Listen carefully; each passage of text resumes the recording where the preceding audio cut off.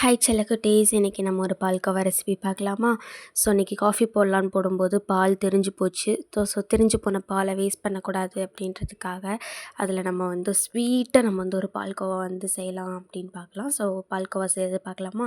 So இப்போ வந்து பால்கோவாவை நல்லா வடிகட்டிட்டு அதில் உள்ள தண்ணியெலாம் எக்ஸ்ட்ராக்ட் ஆன உடனே ஒரு பேனில் நம்ம வந்து கீ சேர்த்துட்டு இதை போட்டு நல்லா நம்ம வந்து மிக்ஸ் பண்ணிகிட்டே இருந்தோம் அப்படின்னா, அதில் ஏற்கனவே எக்ஸ்ட்ராக்டாக இருந்த தண்ணி இருந்துச்சு அப்படின்னா அது வெளியில் வரும்.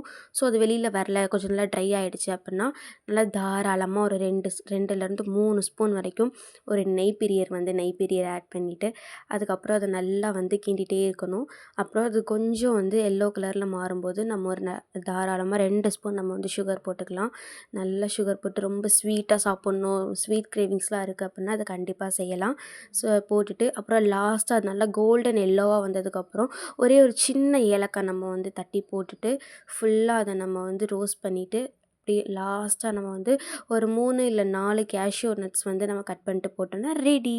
Thank you all.